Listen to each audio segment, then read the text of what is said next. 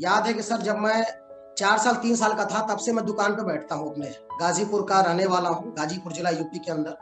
और 3-4 साल से था तब से पिताजी के साथ मैं दुकान पे लगा हूँ। टिफिन ले जाना, खाना ले जाना, ठीक है, उनकी सहायता करना, उनके साथ लगे रहना। और लगभग इसी तरह से समय बीतता चल रहा था।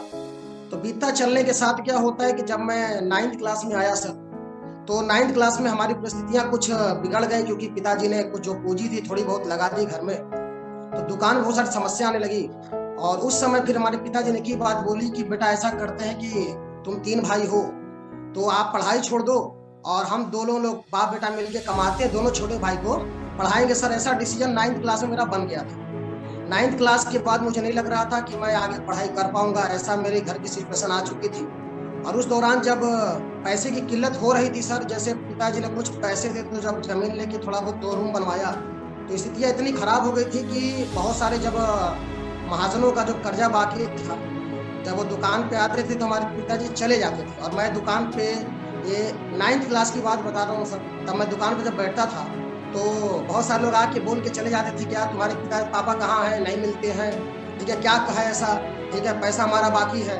तो सिचुएशन बहुत खराब थी सर। उस समय मैंने पैसे की वो जरूरत देखी कि अगर इंसान आज जिंदगी में अगर जी रहा है, तो अगर उसने किसी से पैसा लिया हो या किसी का पैसा बाकी हो या पैसा नहीं हो, तो इंसान का मान सम्मान और इंसान की जो चीजें हैं सर वो बिल्कुल खत्म हो जाती है। लोग कुछ भी आके बोल जाते हैं जिनके चंद रुपए भी बाकी हैं। तो ये सब चीजें मैंने झेली। और जब वो महाजन आके मेरे पिताजी को उल्टा सीधा बोल के दुकान पे जाते थे तो बहुत दिल में बुरा लगता था। और उस समय की अगर मैं मतलब कहते से वो समय याद करते हैं तो हमेशा मतलब आंखों से आंसू निकल जाते हैं कि एक ऐसा समय था कि 1-1 हजार रुपए के लिए हम तरसे, 1-1 हजार रुपए के लिए सर। और फिर पिताजी का जब ऐसा चल रहा था तो घर बनवाने की जो दिक्कत हुई थी, तो दोनों भाइयों को पापा ने बोला कि पढ़ाते हैं। क्योंकि दिक्कत ये थी सर कि जब हमारे जो 2 भाई अंकुर सर जो आपके सामने बैठे हैं, एक सबसे छोटे से अमन जी, तो ये लोग शुरू से सर सीबीएसई बोर्ड से पढ़े। लेकिन जैसे मैं तो शुरू से यूपी बोर्ड से था गुरु जी, तो सीबीएसई बोर्ड से उन्होंने पढ़ाई शुरू की। लेकिन 5 क्लास तक पोजीशन पापा की इतनी खराब हो गई कि सीबीएसई बोर्ड की फीस दोनों भाई के नहीं जमा हो पा रही थी।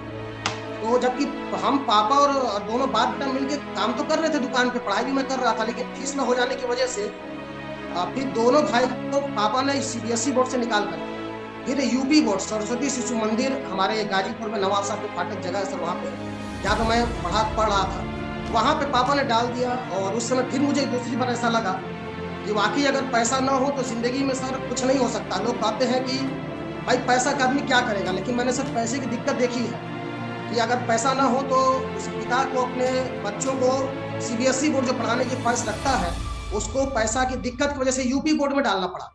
और फिर 6 क्लास से अंकुर सर और हमारे छोटे भाई डायरेक्ट सीबीएसई बोर्ड से यूपी बोर्ड सरस्वती शिशु मंदिर में आ गए।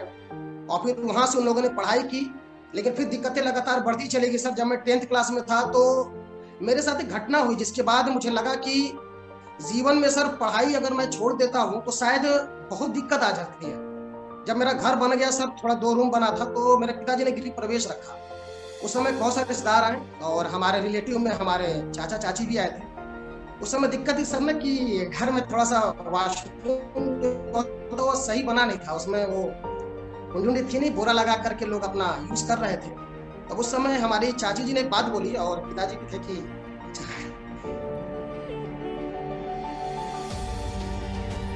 बताइए बताइए, कोई नहीं सर, समझ सकते हैं क्योंकि बिल्कुल रियल स्टोरी आप अपनी शेयर कर रहे हो। आप बताइए।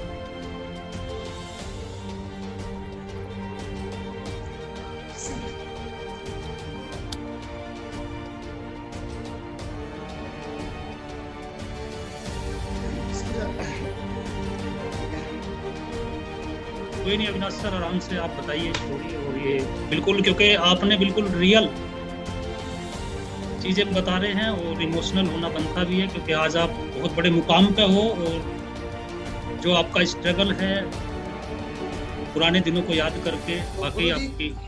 जी बताइए। मैंने यही बोला कि जब व्यवस्था नहीं थी तो क्यों बुलाया आप लोगों ने?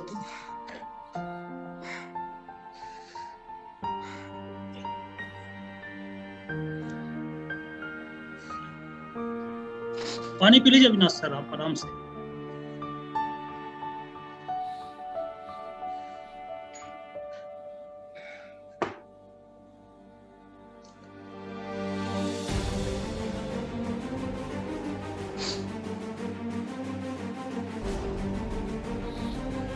तो मुझे उस समय सर एक बात समझ में आ गई कि अगर कल अगर हम खाली दोनों भाइयों को पढ़ाते हैं और किसी कारणवश मैं कुछ नहीं कर पाया, तो कल ये सिचुएशन मेरे साथ भी हो कि दो को तो हम बढ़ा दिए, क्योंकि सर आज के समय में मैं देखा हूँ सर कि कमजोर व्यक्ति कोई साथ नहीं।